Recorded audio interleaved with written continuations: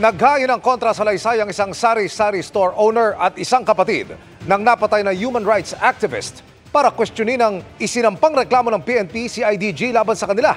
Ang sabi kasi ng pulisya, kasama raw sila sa mga nagpopondo umano sa mga miyembro ng New People's Army. Nakatutok si Salima Refran.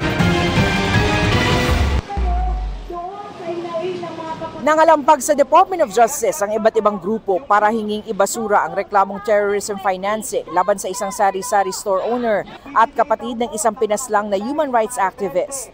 Inirereklamo sina Marceline Pilala at Eliza Limita ng PNP CIDG na sumusuporta raw sa New People's Army base sa mga salaysay ng ilang nagpakilalang dati mga miyembro ng grupo.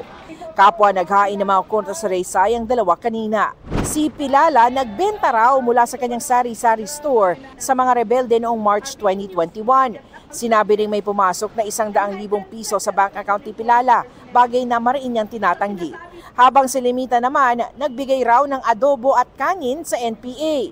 Si Limita ay kapatid ng pinaslang na si Chay Evangelista sa mga police operations laban sa mga aktivista sa Calabarzon na tinaguri ang Bloody Sunday noong 2021. Para po ibasura nila ang gawa-gawa nilang kaso laban sa akin at sa aking mga kasama. Dahil wala naman pong katotohanan yun. Paano kami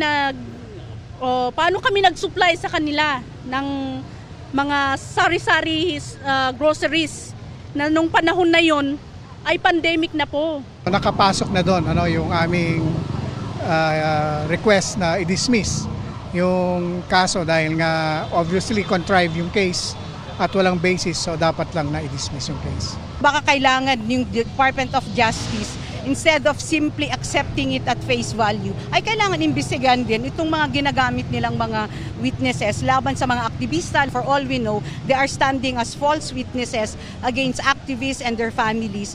Ang Department of Justice sinabing masusing susuriin ang mga ebidensya ng complainant at ng mga respondent. Gustuhin man natin, hindi natin pwedeng ibasura ang kahit na anong kaso batay lamang sa kahilingan ng kahit na anong grupo.